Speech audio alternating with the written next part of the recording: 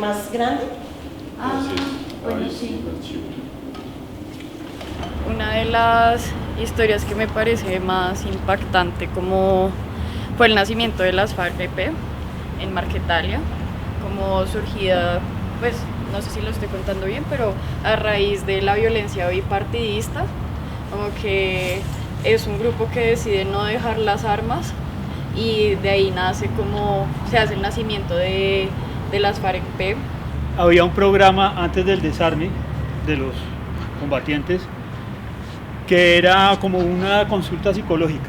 Entonces mi hermana es psicóloga y les hizo la consulta. Entonces, impactante el cuento de ella, que está ahí sentada, están todos los combatientes armados hasta los dientes. Y esa imagen de, estamos aquí, de pronto pasan los tipos y uno de estos pasa y le dice, no, yo tengo que confesarle a usted una cosa que me tiene a mí agobiado. Y ella se imaginó, no, pues me va a hablar del montón de gente que ha matado. Y resulta que le empieza a hablar de la hija, que la hija es lesbiana. Y que él qué hace con su hija lesbiana, y se pone este tipo a llorar y empieza un sufrimiento y un dolor, porque yo qué hago, mi hija es lesbiana, yo qué hago. Dios mío, doctor, ayúdeme, ¿cómo hago yo con esto? Y lloraba el tipo a mares. Y mi hermana ahí, frente a eso, como que se ablanda, y lo único que se le ocurre es abrazar al tipo. Si se encontraron situaciones específicas, digamos, con las mujeres y con los hombres, con las mujeres trans, había una situación bastante particular, y era que se incrementaban las violencias basadas en género, ¿sí? Porque es que además muchas de las personas pensaban que ellos tenían como el poder de poder decidir quién estaba en los lugares y quién no, ¿sí? Desde un lugar, desde la heteronorma, entonces las violencias se acrecentaban muchísimo más. Acá hay una historia de una chica que me llama la atención. En realidad son 5 las que he leído, pero hay una que me llama la atención, y es una chica, Samantha, que en medio de todo ella terminó siendo la guía de los guerrilleros, porque ella conocía muy bien los lugares por donde podían escapar. Cuando llegó una nueva dirección a la guerrilla, lo primero que le dijo fue, pero ¿esto qué es? ¿Es él o es ella? Entonces le dice, es ella, es un él, pero se ve como una ella. Entonces dijo, usted sabe que esto aquí no puede ser. Dice, pues sí, pero es que ella es muy importante porque ella es la que guía a todas las personas. Y prácticamente que le perdonaron la vida porque ella era una de las que estaba ahí. El lugar que puse es Quipile, y la palabra es rumor. Es más como un recuerdo de cuando yo era niño. Fuimos a Quipile con mi tío, que ya estaba planeando como su retiro, por decirlo así. Mi tío fue soldado desde que tenía 18. Ahorita ya está pensionado. Y pues el recuerdo que yo tengo era que decían como que ahí había algo. Sí, como que fuimos en el carro y lo paraban en varios lugares. O sea, como siempre ahí dentro de esa trocha. Y era como una amenaza que estaba como detrás de la vegetación, pero que pues yo nunca vi propiamente qué fue, porque a mí siempre me dejaban dentro del carro. Bien, yo escogí la palabra Tunja, que en realidad es donde yo empecé a estudiar en la universidad y empecé a ser parte del movimiento estudiantil. Y el lugar es Mapiripán, porque cuando yo tenía 17 años empezó a correr el rumor de una gente que habían matado en un lugar que se llamaba Mapiripán, y que por supuesto yo ni siquiera sabía dónde quedaba. Entonces sí recuerdo un ejercicio que hicimos con el movimiento estudiantil de saber cuál era ese sitio, saber qué había pasado, y pues básicamente fue entender que había algo como las autodefensas, las AUC, que yo no sabía que existían. Yo solo me sabía en la carreta de la guerrilla, y que esa gente había matado la mayoría de personas de un pueblo, porque sí, y que no se sabía quiénes eran ni cómo se llamaban, y que además pues el ejército hacía parte de la gente que había auspiciado esa masacre. Entonces creo que lo traigo aquí porque siento que ese momento fue el que me creó como conciencia respecto a estos acontecimientos. Me fui a tomar, tenía mucha rabia con ella, estábamos mal y había un encuentro de cineclubes. Envié al representante de nuestro cineclub y estaba ella con su cineclub y se vienen por toda la ciclorruta y Esteban le dice, ¿te acompaño? No, fresco, yo me voy por acá solo. Y pues resulta que llega un señor gordo, obeso, se le atraviesa y saca su cuchillo y le dice, cállese si no la mato ya. Le rompe las medias, le sube la falda y la viola.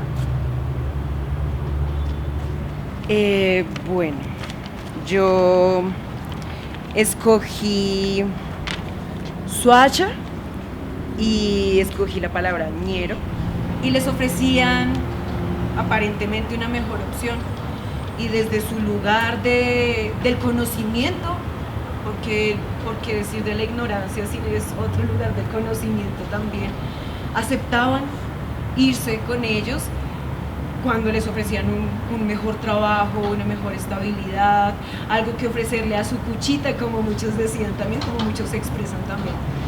Donde habían más de 20 hombres tomando cerveza y en medio de eso habían más de 30 niños a la expectativa de la obra y más de 20 madres a la expectativa de la obra.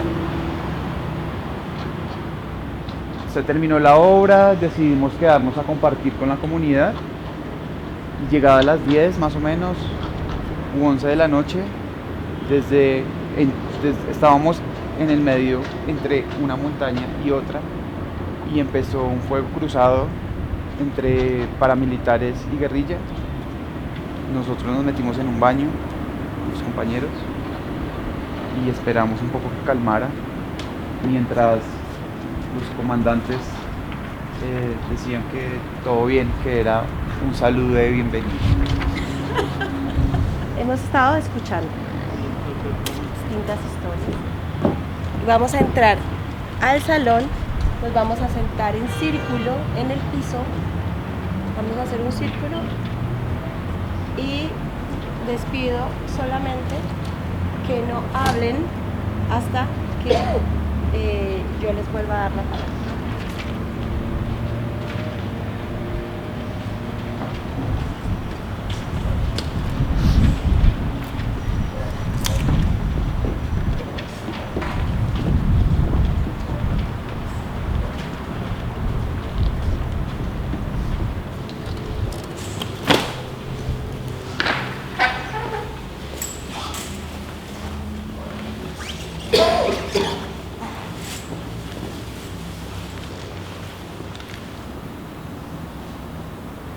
Vamos a recoger varios de los relatos que nos compartimos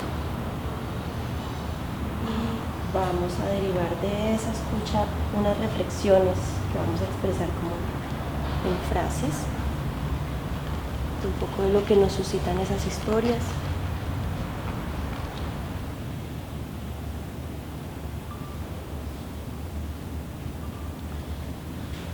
Vamos a compartir las reflexiones. Puede ser solo una palabra, puede ser un discurso, puede ser un suspiro, puede ser lo que ustedes quieran. Compartamos. ¿A dónde están todos los muertos?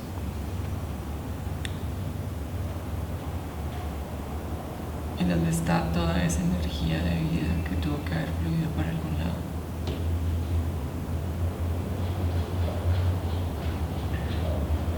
¿Cómo hago yo para poder seguir viviendo?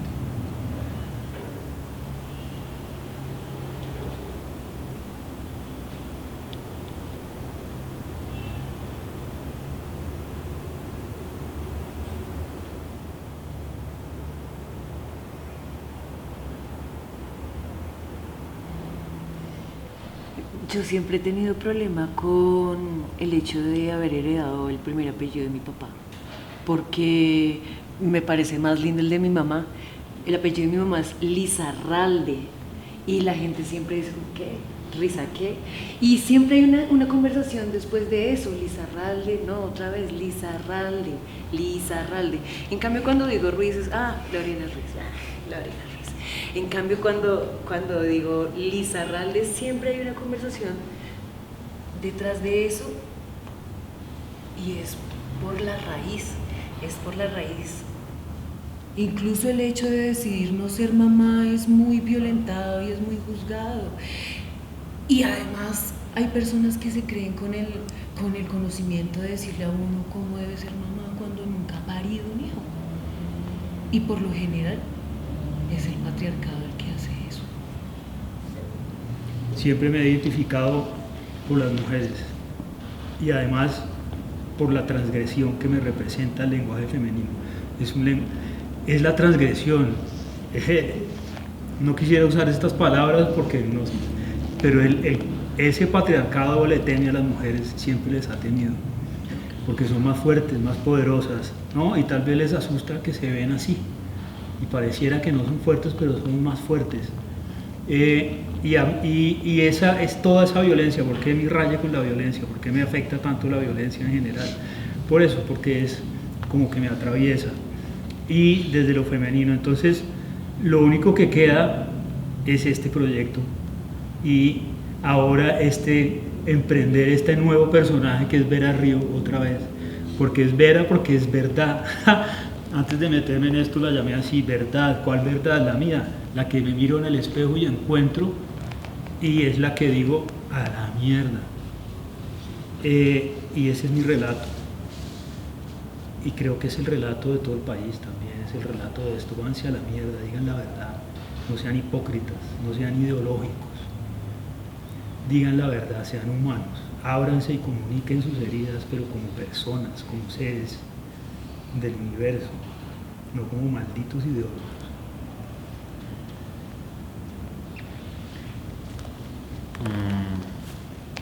Bueno, pues yo no tengo nada que decir, o no mucho que decir, digamos, porque, bueno, a veces uno no hace precisamente las cosas que tiene que hacer. Digamos, yo sí quiero creer que sí, que el mundo no es así, o que las cosas no son así, o que tal vez existe un futuro. Tal vez sí quiero creer alguna vez que estoy exigiendo un mejor futuro, pero ni siquiera me gusta el presente que me dejaron.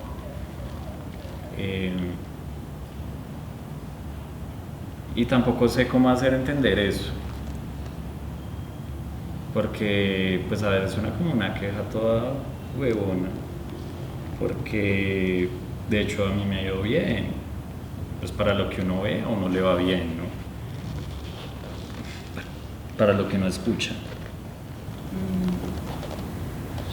Escuchando los relatos de todos y escuchándolos ahorita, pensaba como, bueno, la violencia es como un monstruo que a veces no se ve, pero da miedo, y que cuando lo tienes muy cerca, tal vez te choca muy rápido.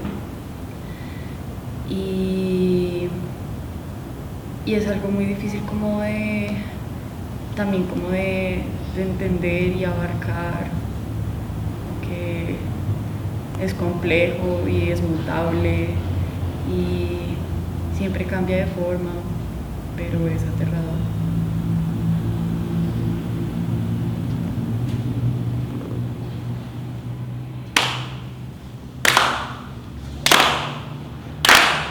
Juguemos en el bosque mientras el lobo no está.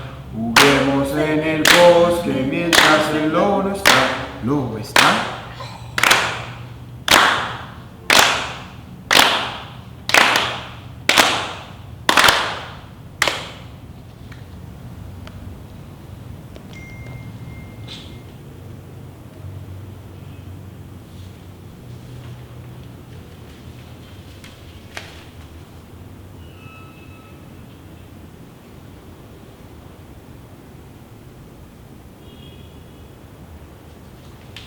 pasar del relato del dolor a un relato de resistencia, un relato transformador, porque las comisiones de la verdad están creadas, hay más de 40 comisiones de la verdad creadas en el mundo,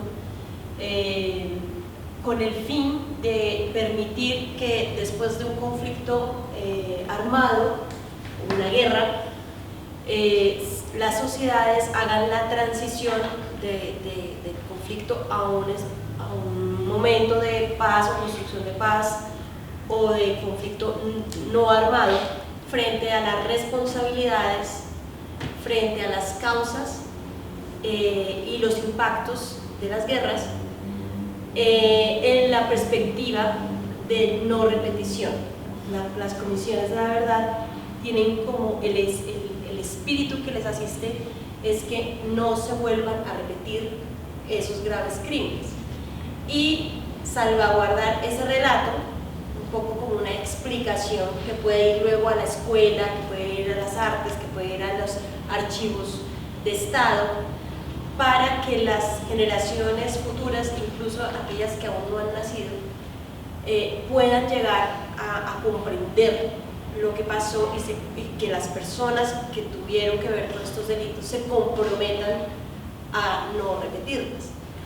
En este sentido, se utilizó la radio, se utilizó la televisión, se utilizó internet, pues porque en medio del proceso vino una pandemia que hacía muy complejo no solo ir al lugar donde se recogían los testimonios, sino habilitar como esos encuentros que se cuidaban con unos espacios de contención psicosocial, reconocernos en esa verdad, no negarla, no justificarla, pero asistir a otra experiencia que es la de las resistencias, como hizo la gente para recomponer su proyecto de vida individual, familiar, colectivo, comunitario, y seguir. En ese sentido hubo todo un trabajo por generar espacios de entrevista colectiva, de espacios de escucha, violencias sexuales,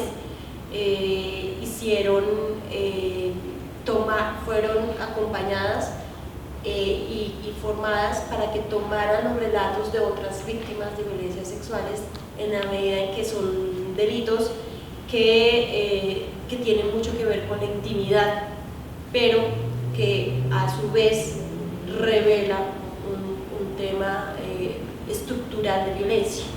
Entonces era necesario lograr ese tipo de cosas. Y en ese sentido, siempre, después de todos estos relatos, se hacía la pregunta: ¿y cómo resistieron? ¿Y de qué manera se acompañaron? ¿Y qué solidaridades fueron posibles? ¿Y cómo sobrevivieron?